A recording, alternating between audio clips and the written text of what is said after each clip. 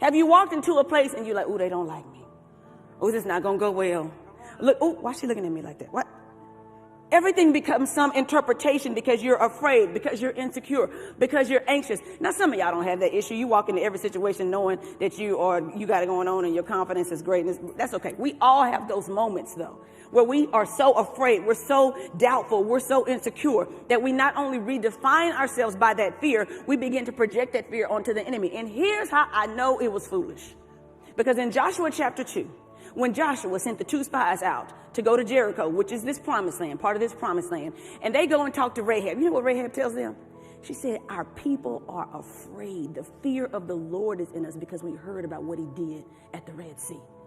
These very same enemies that the spies said, oh God, they're so huge, they must see us as grasshoppers. We come to find out later, after Moses has died and now Joshua gets to see the promised land, that those same enemies were actually afraid because the Lord had already defeated the enemy in their hearts. The battle wasn't even something that they would have had to fight. They had to just go in and possess it. But they were so afraid, they made the enemy bigger than God.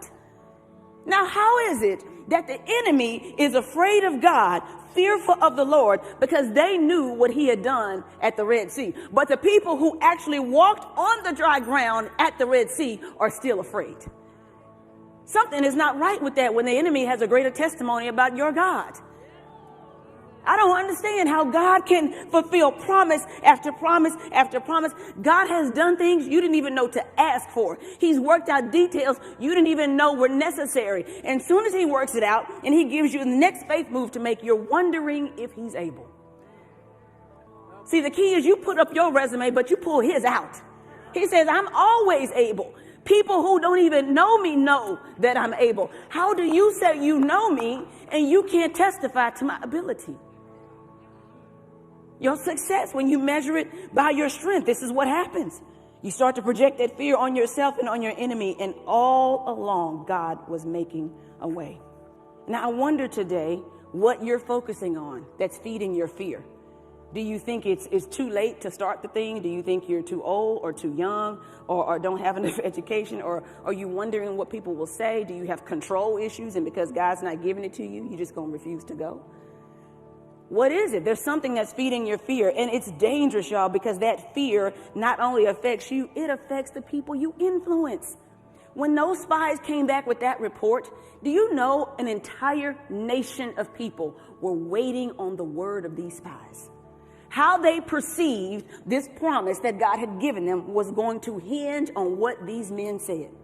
So now these men come with all of their fear, which, by the way, the majority is not always right because 10 were wrong in this case. So don't go by popular vote, all right? Don't go by number of likes. That's not going to always serve you well.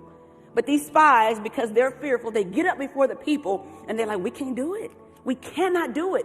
And so because of their fear, the entire nation became fearful. Do you know that your fear not only paralyzes you, it can actually be detrimental to the faith of people who are following you? That's what it means to be a disciple maker, to have people who you're influencing, people who are following you. Yes, they should follow Jesus directly. Yes, they need a relationship with him. But for many people, you'll be the first form of Jesus that they see. And if you're living in fear, that means you're affecting everybody who's watching your faith. So they get up and they tell the whole nation, like, this cannot work. And so then the nation goes crazy. They're like, you're right, this can't work. If you're right, we believe you.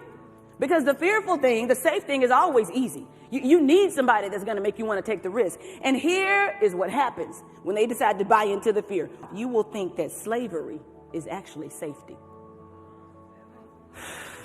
That fear will make you think that slavery is actually safety. And here's how I know. Because in chapter 14, now we're skipping on to chapter 14. See, we're moving through.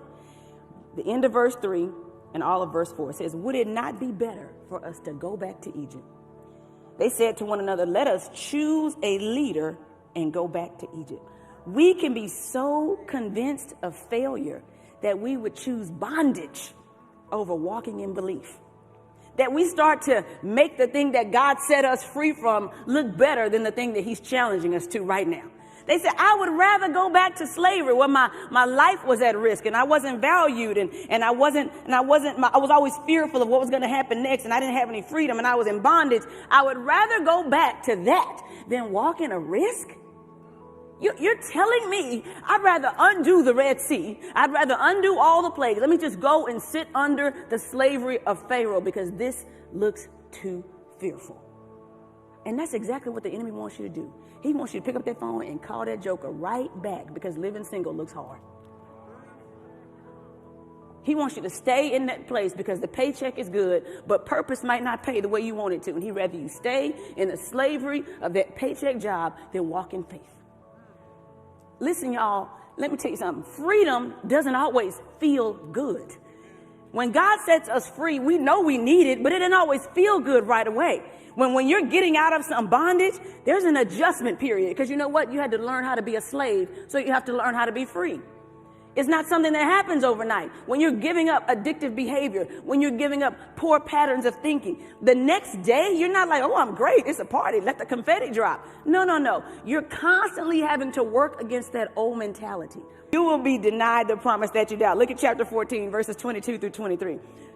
It says, none of these men who have seen my glory and my signs that I did in Egypt in the wilderness, but have put me to the test these 10 times and have not obeyed my voice, shall see the land that I swore to their fathers. None of those who despised me shall see it.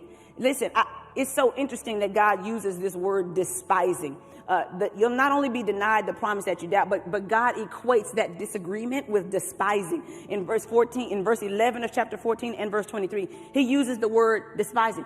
God sees your however as hatred. He said we can't come to any kind of middle ground.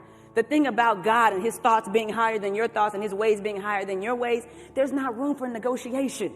He's saying, look, you have to be committed to me and my word. You have to trust that I know what's better for you than you know, what you think you know.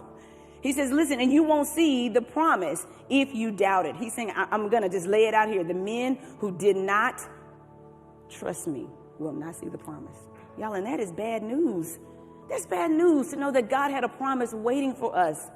And we couldn't lay hold of it just because we didn't have enough faith. And can I just say, by the way, where they were was about 10 or 11 days out from the promised land. It was about a 10 or 11 day journey. They were like right at the edge. They were so close. But God in his grace let them go spy it out. They were there for 40 days. And they come back with a bad report. Y'all, to be that close and know that you're going to choose doubt over what God is saying,